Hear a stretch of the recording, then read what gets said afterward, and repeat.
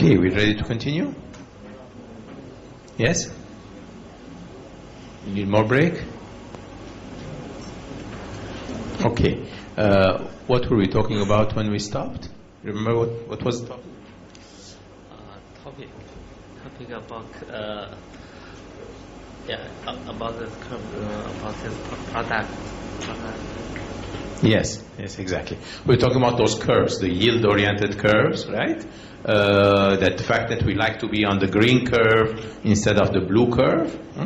And today, during our discussions, we'll talk about a number of solutions to adopt, which will help us to be on the green curve instead, which means will help us to be there early on, to be there.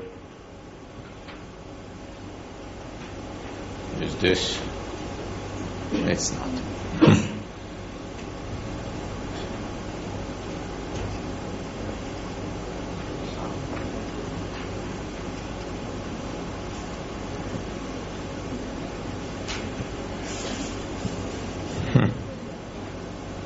Okay.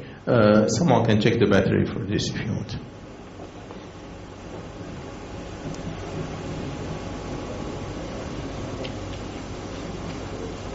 Have a look at the battery. I think the battery. Yeah, see your point. Yeah, thank you. Okay, so we spoke about testing, and we said that testing will be done in multiple stages, right? In order to ensure that that chip is good. And that I mentioned before that it starts when the chip is on wafer. You know what wafer is, right? So when the chip is still sitting on the wafer, we need to go and test every single chip there. And then when we find out that there are problems with it, we do some repairing in there. And then we debug it if necessary. So there's a silicon debugging stage. Then after the chips are sliced from the wafer, that are cut out from the wafer, there are some chips that have issues in them. We put them aside. We don't package them if they are bad chips, if they are defective chips. We only package the good ones. So we put the package around it. And then we have also package level test. We call it the final test. So the final test is done when the chip is inside the package. So initially it was outside the package at the wafer level. Then later again, once it is in the package, the final test. These tests are different from each other. If I'm doing exactly the same thing, then I may not need to do it multiple times. But what can be done at the wafer level is not the same that can be done at the package level. At the package level, I can do more advanced things. For instance, I can do more high-speed tests at the package level. Sometimes at the wafer level, if my test equipment is not very good, I may not be able to test it at speed at the wafer level. For instance, if I need to test it under high temperatures, low temperatures, it's harder to do it at the wafer level. It's better to do it after packaging. I can put it in a chamber, can raise the temperature, reduce the temperature, and test it after packaging. So after packaging, there are certain things that are more I can do, but it's more expensive because I've already packaged it. If I was able to find a bad chip at the wafer level, it's better to do it at early stage. So the earliest I find the bad chips, the better it is, because I don't spend more time on them as I move forward. Okay? So I try to maximize what I can do at the wafer level, and whatever I cannot do at the wafer level, those are the only things that I will move on to the package level, and I will test them at the package level. Now, burn-in is one more step there. For especially the newer technologies, the older technologies did not need burn-in testing, and burn-in means that testing under elevated temperature, but not only during the test, but rather I put my chip for a certain time in a burn-in chamber with high temperature in order to force things to fail if they're going to fail. Okay? So there is something called in reliability, it's called infant mortality. That is, infant is baby, right? Mortality is dying. So, there are certain things that happen in early life cycle failures. During the first 6 months of the life cycle of the chip, certain failures will happen. So there is a curve. You see that the probability is much higher during the first 6 months for a chip to fail compared to the rest of the life cycle, the rest of the months or the years to come. Now, instead of waiting 6 months to see if this chip will fail during that period of time, what I'd like to do is I would like to expedite, do that 6 months much faster. I can do fast forward for 6 months to see if something is bad. I'll force it to fail. Then I put that chip aside. I said, okay, this is not a good chip because it was going to fail when it was during that young stage. So in order to shorten that 6 months into 2 days instead, how can I reduce the 6 months to 2 days and push it to fail in 2 days and then send it to my user? I can do that by putting it in high temperature. So I can erase the temperature and bombard it with various patterns, and that is called the burn-in period. So burn-in is meant to shorten the time of that infant mortality period and be able to, yes, the battery was not very good. These are yours. That's mine. No, this is working. The pointer was not working on that one. Oh. Mine is weak, but your pointer was. Now it's okay? Yeah. Is it good? Okay. This is backward forward. That's fine. Yeah. Because my light is weaker. Okay, perfect. Thank you. Perfect. So again, back to burn-in. The burn-in, therefore, will allow me to expedite that early lifetime and to force failures if they were going to happen slowly in the first 6 months. Now I can shrink that initial period and do it early on, if need be, and force it to fail at that early stage. So that's also one stage of testing. And when I do that elevated temperature test, it's again one type of testing. Not all the chips go through the burning process, but a large number of chips do today. With today's new technologies, we do that. With older, more mature technologies, we don't need to go through this extra expense of doing burn-in. Finally, in the field, we continue doing tests as well. So we started the first test at the wafer level. We did multiple types of testing at different intervals. So the final one, I would say, doing it in the field continuously.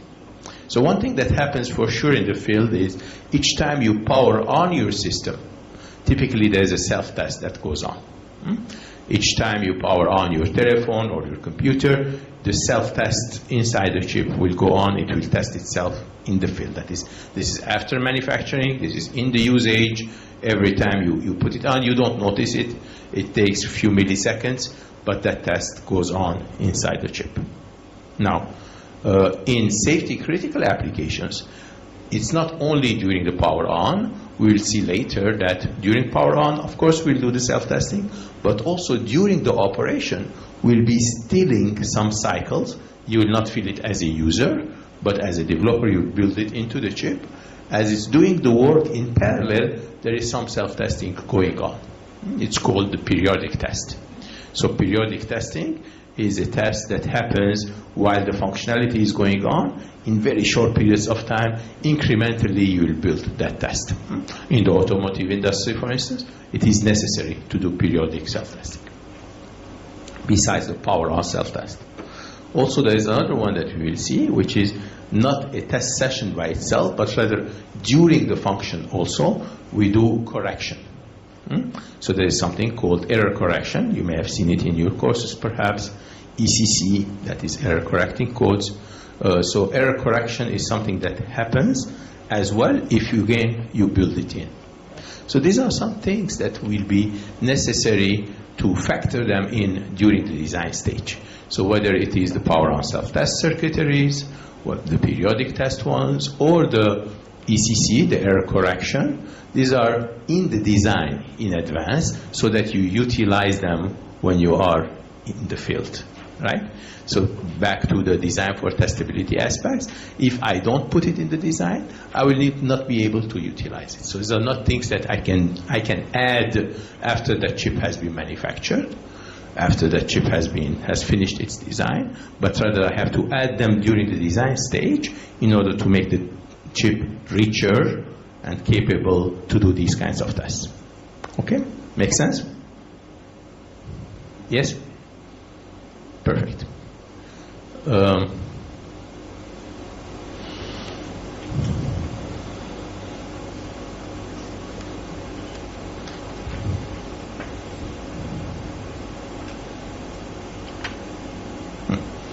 So we spoke about the fact that we have multiple challenges that we're seeing in our trends, and those challenges were the fact that we have many IPs per chip, and that number of IPs is doubling from one generation to the other. We saw that the complexity of the chip and the levels of hierarchy are increasing as well. We saw that the digital part is growing. Third-party IP is very heterogeneous in their nature. The nodes of the design, the shrinking is continuously moving forward, and yield is definitely a problem that we need to address. All of these are trends that will force us to look at solutions. So now that we looked at the trends and the challenges, let's move on to this solution space and talk a little bit about the hierarchical testing. How do we access different types of blocks, and how do we talk to them and ensure that they are tested properly? So if I have a chip like this that has large number of blocks but of different nature, the orange one is more analog mixed signal oriented box, if you want. The green one is more digital logic box, if you want. And the red one is the memory. So at least there are three types of circuitries that are different from each other from a testing point of view. The way I test memories is very different than the way I test digital logic or I test analog designs. So digital logic will need to have, as we saw before, socket faults, ATPG, design for test and scanning in that green box. I'll come to that in a little bit more detail. Memories will need different types of test solutions to be applied to, and also we agreed that we'll be doing repair also with the memories, not with the green box, but the red one will need repairing too. And mixed signal blocks have their own tests, and we'll talk a little bit about that as well. So at least from the nature of the boxes, the structure of the boxes, we'll have different approaches for their testability. But each one of these will be connected, as you see, to a blue box up there called the test server. And this test server will allow me to come and communicate with each one of those, access them, run their test accordingly, bring it, or run their self-testing, built-in self-test in each one of those engines, and then report it to an access port. I'm calling it test access port, a TAP.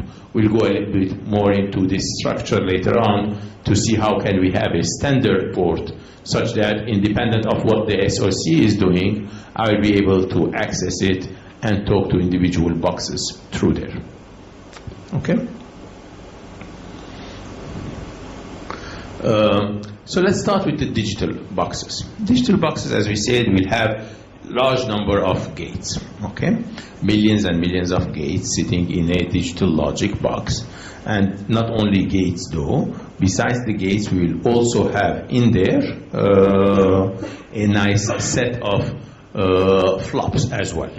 And for the gates and the flops to be controllable and observable, controllable meaning I can access them from outside to talk to them directly, and then I can get the results to the outside world. So we need to have controllability and observability into this. And we agreed together that once I have access, I need to apply some methodic way of automatic test pattern generation in order to apply tests into those boxes. Now, if a design is a combinational design only, as we have seen earlier, those couple of gates, it's easy to apply a pattern and then get a response immediately from that on the output. But if my circuit is not only combinational logic like this, but also has some flops, some flip-flops before and after and in between the combinational logic, so you have pockets of gates, and then you have flip-flops and flip-flops and flip-flops. Now, if I'm going to test some of those gates coming from my primary inputs going to flip-flops and there, and testing this and receiving it on the output is a little bit difficult if I have different stages of flip-flops. You have to plan for these stages of flip-flops to be able to see how the signal from here will propagate through multiple stages. So this propagation, either from the primary inputs to the point where I am testing my stock-at fault, or the propagation of that outcome all the way to the primary output, will be a little bit more complex if I have flip-flops that I have to penetrate through. So instead of penetrating through this, we speak about inserting scan into it. And scan is simply making these flip-flops directly accessible for test purposes, such that I would come from outside to the scan point and I apply my test instead of applying my test from the primary outputs. That is, instead of bringing the values from primary outputs to here, to there, and so on, what I will do, I will bring from primary outputs, I will shift it to my flip-flop, apply it here, and the outcome will take it here and will shift it out from here. So instead of waiting until this signal goes all the way through multiple pipeline stages, I will make this point an observation point, and this point a controller point. So if the flip-flops themselves are easily accessible, I can do that job nicely. How can I make that? I can make that by having one more mode of operation to the flip-flops. So each one of those flip-flop stages, I will embed a multiplexer with it, while they will work on one end with this D0, the normal functionality will go like this. But during testability mode, the functionality will connect this flop output to the input of the next one, this one to the input of the next one, and so on. So having a scan register that I scan through for testability purposes, meaning I have more controllability on these inputs from here, and then the output can go there, the output can go there, and so on. So I have better controllability and observability by having the flip-flops having another mode as well, which is this D1 mode that is connecting them for scan purposes. So I can either use regular flip-flop oriented operation or a scan operation for post-insertion purposes. That makes the testability of these combinational blocks much easier, because now I don't need to think about the primary input and primary output. Each one of those flip-flop stages make it easy to access, make it controllable and observable, each one of the flops. Okay? The way that I can operate this is by looking at scanning some value, shifting through all the flip-flops, putting certain zeros and ones in these flip-flops, and then applying it to the inputs, receiving the output, and then scanning out the result. So the scanning in through the flip-flop chain and scanning out through the flip-flop chain will make this easily accessible to control and easily accessible to observe, and in between I apply it to my circuitry.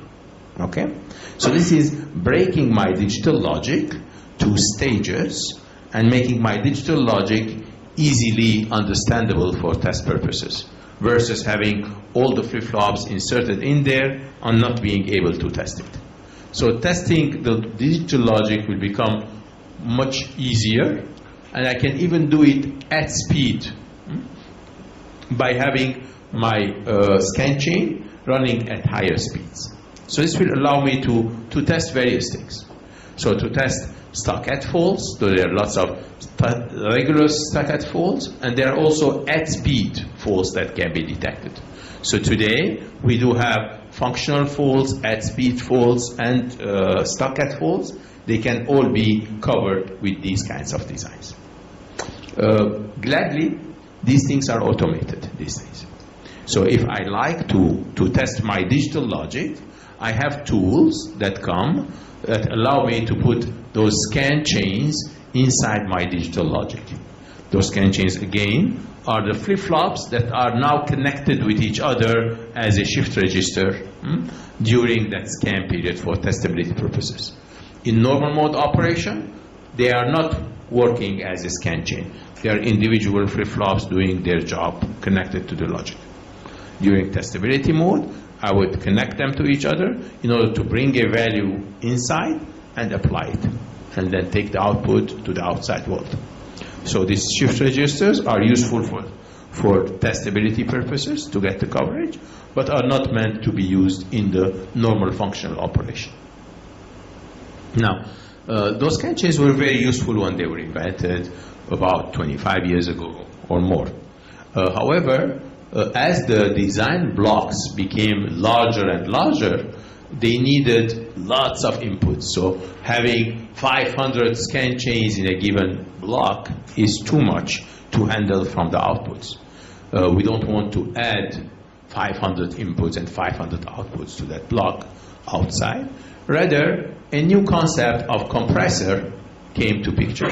That is, instead of making every scan chain accessible to the inputs and the outputs of the block, now I can take few inputs and I can distribute them over those scan chains. So I'm decompressing and I'm compressing here, such that I have much less. For 500 scan chains, I could have 20 inputs and 20 outputs by having some additional logic for doing compression, decompression.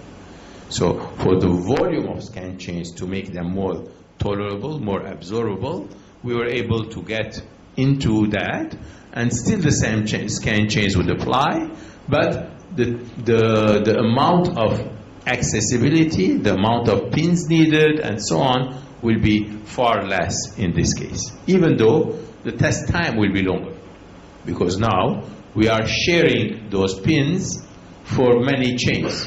So I need to test this part and that part and that part, so my test time could go longer than necessary if I do that. Okay?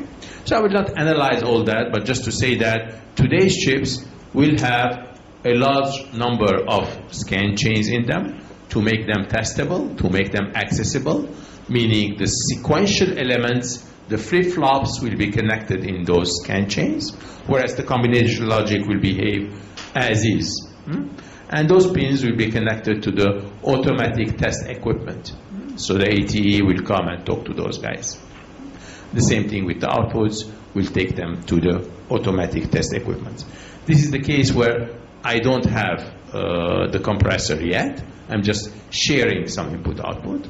Then I can add my compression, decompression.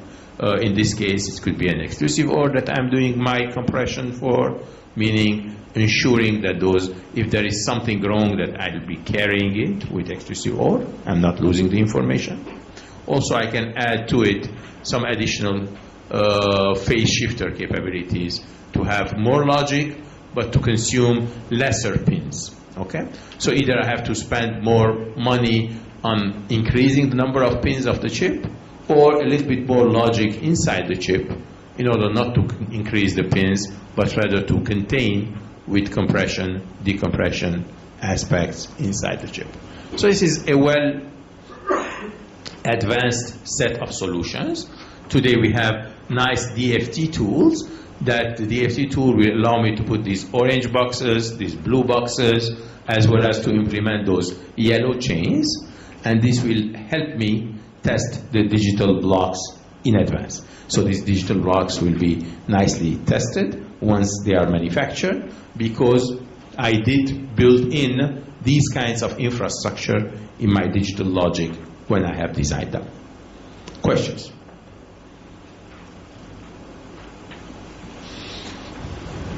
Any questions? Yes, please. I think the scale circuits are practical fees. So how we can guarantee they are right, or if they have fault, how we can... Yes. Okay. Good question. If I am doing this compression, decompression, and so on, am I losing information or not? Right?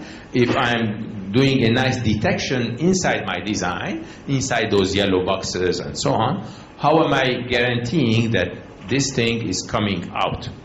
So the scheme itself of compression is built with that in mind.